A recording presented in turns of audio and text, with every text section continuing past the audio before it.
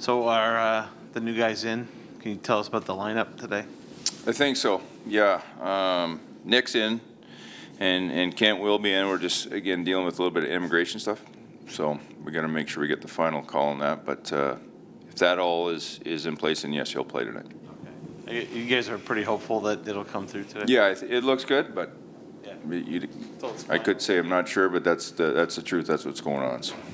For you as a coach, how exciting, I guess, is a day like this where you're starting to get the pieces that have been talked about here? I mean, I know it's the very beginning for Kent and Nick, but I mean, you've had Silly and Chinnikov and all these kind of guys we've talked about. Is this an exciting time for you and maybe for the organization?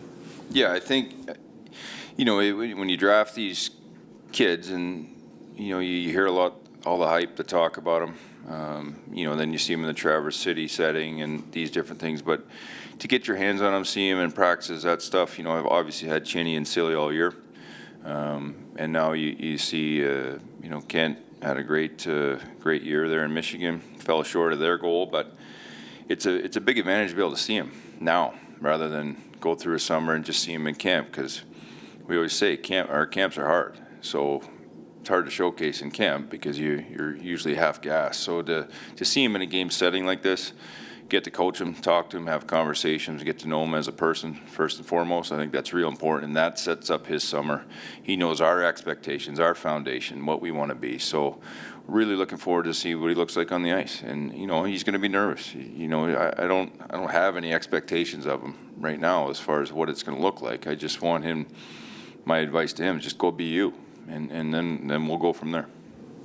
Kind of shifting gears here with Patrick Laine. We asked Pazzi this a couple weeks ago, but have you noticed, from last year to this year, him sort of taking on more of a leadership role, even a little bit with the bunch of young guys around? Well, I've seen Patrick's game grow, I can tell you that. And as far as leadership, I've had some real good conversations about that, about taking that step and what it looks like. And guys watch him. Even at 23 years old, he's certainly still a young man and a lot of room to grow. But I think from where his game was last year to where it's growing this year, there's a big step there. There's a lot of internal growth in that room, how he handles himself and the work that he's put in the gym. So, yeah, I think he's got to get into that conversation. I think it's great to put up numbers and score and all that, but you should want that responsibility. And with that responsibility comes the foundation of work and what we represent. And I think he's put a lot of work into that side of it in practices, in the gyms, with his teammates, all that stuff. So there's been a big step there for him. And, you just want to see that to continue to grow for him. We've talked a lot over the last couple of days about Nick's journey to get here. How cool is it for you to see him get into the lineup tonight after? Sorry, say that again. We talked a lot about with the mask. We've talked a lot about Nick's journey over the last couple of days. How cool is it for you to see him get in after all the work he's put in to get here? Yeah, you know what? That's the best part about it, when you put all this work in and then you get to see the fruits of your labor, right? So happy for all these guys, yeah. Brad, the rest of the lineup, Merzlikins is in. Mm-hmm. Do we know who will sit if Johnson does get in? Who's out? Well, we were short of forward last time, so right. Johnson goes in there. Yeah, Christensen comes out and Nick will go in. Okay. Just Josh Anderson, David Savard both coming back. Obviously, both huge parts of the Blue Jackets at different points. Just what do you remember most about their time you spent with each? Well, Savvy, I spent a lot of time. One of my beginning of coaching was with Savvy down in the minors, and he came in with all these high expectations. He was a defenseman of the year in the whole CHL, and he was kind of, I wouldn't say typecasted, but he was looked at as this offensive defenseman, believe it or not, and running the power play, and he came to us and he did those things for us. But as you start to see him play every day for the first couple of years, you could see he really took pride in his defending. He was a heavy body. He had a great stick. He blocked shots. And I think when it started to translate into the NHL, that offensive side was going away a little bit. Even though he has some skill, he's not a high-stepping, high-flying defenseman. And what I loved about Savvy is we had some great conversation about conditioning and different things, and he took it upon himself to get better in that area, and he changed his game. And these are the stories I love, is that he came in as one player and then kind of reshaped himself. And now, because if you talk about David Savard now, I don't think you're looking at him as this offensive defenseman. You're talking heavy, shutdown, hard-nosed guy, block shots, doesn't miss a lot of games. So there's a long history there, and first and foremost, tremendous human being.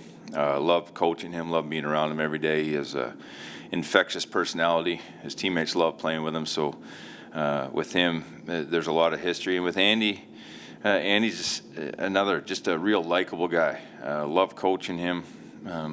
Again, grew his game. I think he had to really push himself into that physical presence consistently, doing it every day. He's a tremendous skater. We know he's got a great shot and can score, but he's a physical presence, and again, went through a lot with us. So those guys, with this shift, still seems fresh, the shift in what our core was, our leadership group, all those guys, and now they're all kind of coming back one at a time, it seems like this last month. So, there's a lot of memories there, and I'm sure they'll have some anxious moments get through tonight, and then it's kind of in the rearview mirror for them. Oh, here again. Sorry. Yeah. If Johnson for some reason can't play, are you going 11-7 again in that instance? Okay. I am. With Savard and Anderson, and we may have talked about this 3 months ago, but I can't remember. What was it like for you? In last year's Cup final, seeing obviously David win the Cup, but seeing them both kind of get that opportunity to play for the Cup after what they did here. Sure. Once I got over the whole jealousy part of it, because I knew one of them was going to win the Cup. There's one of them is going to get the hoist. It's really neat, actually, and you're rooting for them. Yeah, like I just addressed here, that they're tremendous people, and part of this game is guys move on, due to different circumstances, but you still root for them.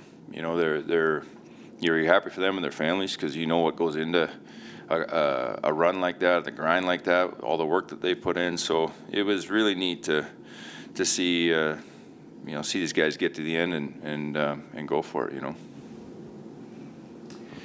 Coach, a lot of questions on Line A or more GM questions, but hockey-wise, why the Jackets could be a right place for Line A?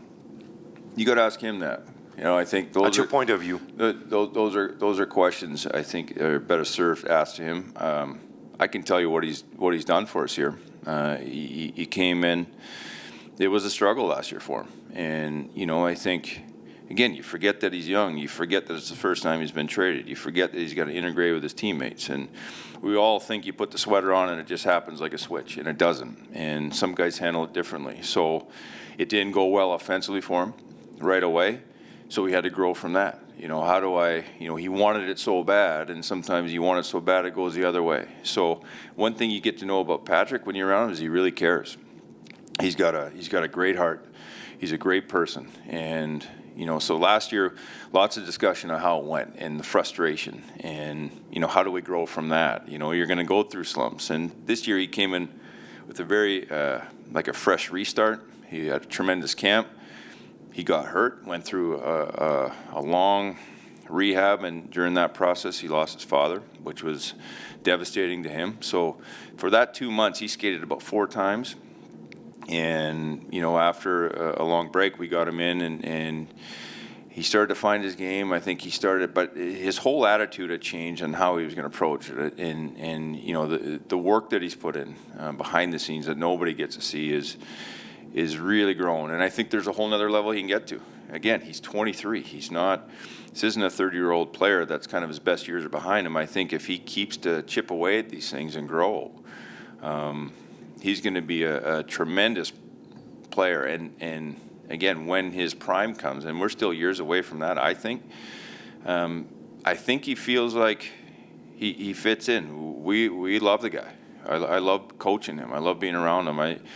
I love seeing the small steps he's taken, and because he's putting the work in, and I think he's grown with his teammates too. So again, I'll go back to start. You're gonna have to ask him those questions, but from what I've seen, for what he's done, he's doing a real good job here of fitting in, not just with the team but the community, and I think he's embracing his role here. Thanks. Coach, it's not easy to crack the NHL at 18 years old. Cole Sillinger is still 18 years old. He played almost all the games this year. How impressed were you by the way he's playing since the start of the year? Yeah, he, if you've been around or heard any of my early interviews, I've tried to get rid of him many times because he's 18 years old. He's a centerman in the NHL. That's a tough position, and the way he's got a real maturity about him, his game, how he approaches the game, his assessment is spot on when you talk to him. His foundation is right where it needs to be as far as his competitiveness, his work ethic. Even when he's had his dips in production, you're still going to get something from him. And,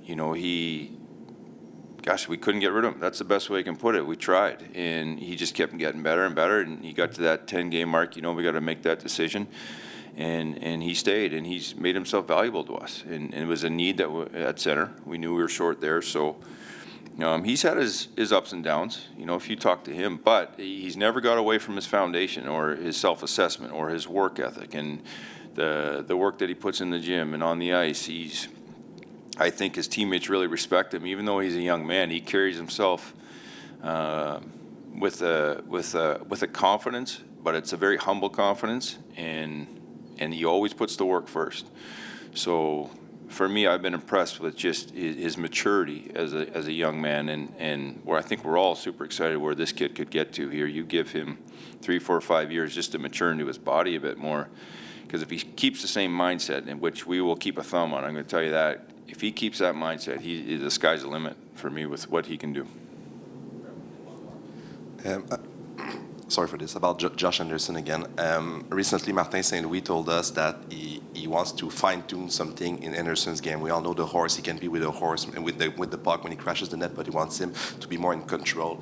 What's the challenge with a guy who's 27 years old and is pretty mature where he is to tweak some things, not only with Josh, but in general, and what kind of personal qualities does a player require to go through this process at this age? Well, I think, again, I'm not going to speak on Marty's relationship with Andy. I know Andy well. But I'll give you an example here. We got a guy, Justin Danforth, and he's 28 years old. He just cracked the NHL first time. He's a scorer in the KHL. He went through the East Coast League, first line power play, all those things. And signed his first one-way, came here, had an okay camp. I sent him down. He was predominantly a centerman. I told him I think he needs to be a winger. He's going to have to change the way he plays as far as his tenacity, and he's got to be relevant. He's not going to break our top 6. He took it upon himself. He went down to the minors. He went on the wing. He fought his way back. He came to our lineup. I noticed him every single night. His energy, his physicality. These are all things that he wasn't doing consistently in his last however many years pro. So it's hard. It's really hard when you get to that age. But if you have the will or the determination to do it, you'll do it. And he wanted to make it so bad, he's done it. He just earned himself a 2-year extension from us here not too long ago. So, you sometimes as coaches you think, well, he'll never get it. He's just kind of who he is now. You see a story like Justin and what he's done here with us, how he's changed his game to be relevant, to get in the lineup, to be seen every day. And I think he's got 4 goals his last 6 games now, and because he's in the lineup, he's built trust with me. So those relationships are real important. How are you going to build trust? How can I put you in those situations? The more you show me, the more I can do it, and then the other stuff comes along with it, right? So it's growing your game, and that's what he's done. He's expanded his game, and now he's back at center. He was playing power play there, and he just keeps adding, but. He's gone the long road. It's a really neat story if you get time to dig in on that, how he got here and how he's got in the NHL. So I'll say back to at the start of that question, everybody can do it, and it's about growing your game. Don't be stubborn. And Brad McCrimmon, who passed, years ago, God rest his soul, used to always tell me, he coached me in Atlanta, was, you always want to be adding to your toolbox. And he's spot on. The minute you stop trying to get better or add to it, that's when guys pass you by. And so Justin's a great example of a guy that just kept adding to it and had the will to do it, and he's done it.